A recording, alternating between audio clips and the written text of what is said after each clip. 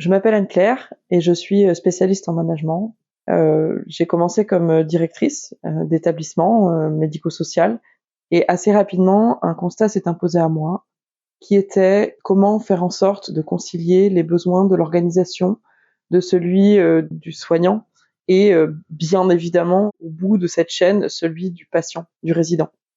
Et donc, c'est bien autour de ça que j'ai travaillé pendant pratiquement 15 années pour comprendre comment faire et aider cette dynamique à se mettre en place. Pourquoi parler de leadership plus que de management ? Parce que lorsque je parle de leadership, j'entends aussi la posture de leader. Et la posture de leader, c'est celle qui va permettre au manager de trouver une place qui lui permettra d'accéder à ce qu'il souhaite mettre en place dans l'organisation. On confond, à mon sens, leadership avec le charisme. Je différencie le leadership et le charisme. Le charisme est pour moi plutôt attrait à des éléments communicationnels. Je suis charismatique, je suis beau, je parle bien, je suis belle. Il y a quelque chose d'ailleurs charismatique, ça vient de Christ, donc d'assez divin. Le leadership n'est pas de l'ordre de la communication ou du charismatique. Le leadership comprend différents éléments qui sont peut-être la capacité à communiquer avec les autres, à prendre en considération la parole de l'autre, mais aussi à avoir une vision globale, pleine et entière des organisations pour prendre les bonnes décisions. Et ensuite, mettre en place ces décisions de façon efficace au quotidien. Le leadership vous permet d'emmener votre équipe avec vous. Pas contre l'équipe, pas pour vous, mais avec vous, on est ensemble. Cette notion en fait de leadership amène en elle-même le mouvement et vous permet plus facilement d'accéder aussi à vos objectifs organisationnels de l'équipe et individuels. Pourquoi cette notion de leadership Foncièrement, aujourd'hui, on a un rapport au travail et à l'autorité qui change considérablement. On n'a plus du tout la même façon d'appréhender le travail. On ne vient plus chercher les mêmes choses dans le travail. Je pense qu'au fur et à mesure, les besoins des individus face au travail ont considérablement évolué. Et là où on parle de génération, moi je pense qu'il s'agit plutôt d'orientation un petit peu sociétaux. On ne vient plus chercher la même chose dans le travail, mais qu'on ait 20 ans ou qu'on ait 45 ans, en fait. Peut-être que la crise Covid a accentué un petit peu ces éléments-là, peut-être, mais en tout cas, je pense qu'effectivement, là où on pouvait venir chercher une sécurisation ou un besoin d'appartenance dans le travail,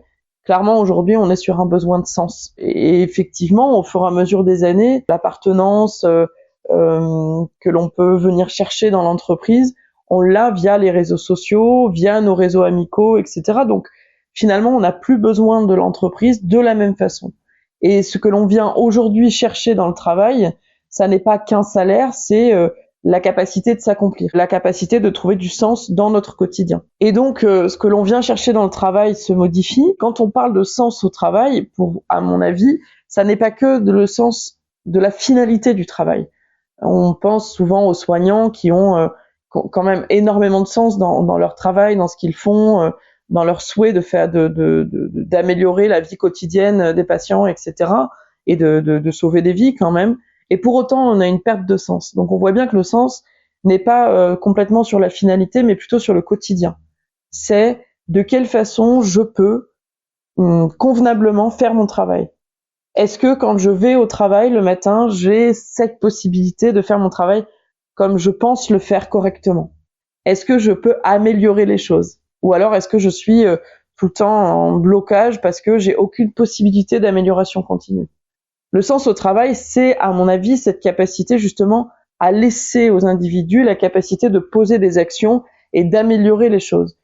Si on n'a pas cette possibilité, on peut être effectivement bloqué et frustré au quotidien, ce qui amène de la colère et il va amener des éléments sociaux ou des comportements sociaux, en tout cas, pas toujours adaptés. Donc le rapport au travail évolue et le rapport à l'autorité aussi. On déplore beaucoup chez les jeunes un rapport à l'autorité plus difficile, qui correspond moins, on n'accepte plus l'autorité, on n'écoute plus rien, etc.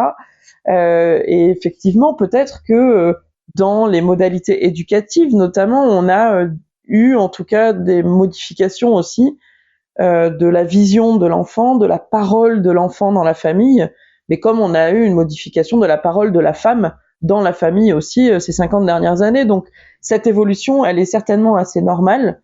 Et effectivement, les jeunes qui arrivent ont probablement une connaissance d'eux-mêmes un petit peu plus avancée que nous pouvions l'avoir peut-être nos générations au même âge, ce qui peut nous déstabiliser aussi. Et leur rapport à l'autorité évolue, change. C'est un fait, c'est un constat.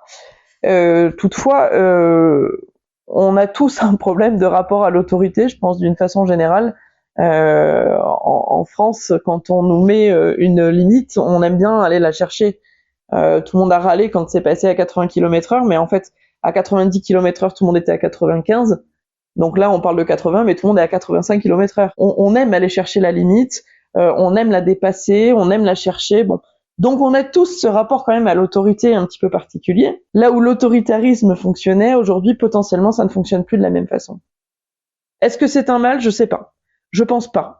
À mon sens, cette modification du rapport à l'autorité est quand même pas inintéressante. Cette capacité à prendre du recul, se poser la question de cette autorité, effectivement, permet aussi de ne pas poser des actions qui vont à l'encontre des valeurs et de l'éthique des individus.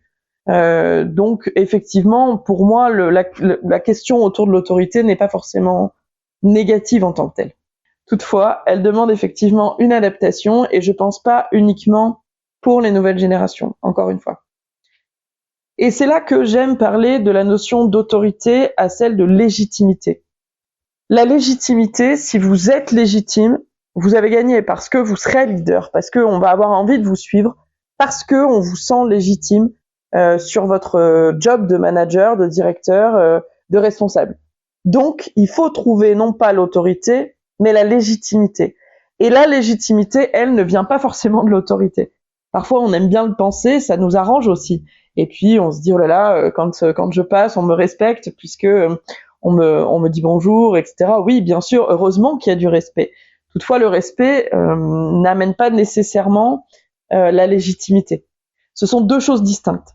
La légitimité, c'est je suis légitime pour prendre des décisions. Et donc, comme on m'estime légitime, on va me suivre. Et donc, je suis un leader. Donc, à mon avis, c'est comment passer de cette notion d'autorité à celle de la légitimité. Et la légitimité peut se faire par, effectivement, le titre, le grade, l'expérience, la capacité technique que vous avez. Mais à mon avis, elle va venir surtout et avant tout de votre posture de leader. Je vais rendre une personne légitime parce que je sens qu'elle me respecte, qu'elle m'écoute, qu'elle me prend en considération et qu'elle prend les bonnes décisions dans l'organisation. La légitimité, elle vient avant tout de votre capacité à prendre en même temps la parole de l'autre véritablement en considération, pas juste je l'écoute, je l'entends et je fais ce que je veux, de faire exister l'autre pleinement et en même temps d'avoir cette capacité de prise de distance, de pas de côté sur l'organisation pour prendre les bonnes décisions. C'est ça qui vous conférera cette légitimité.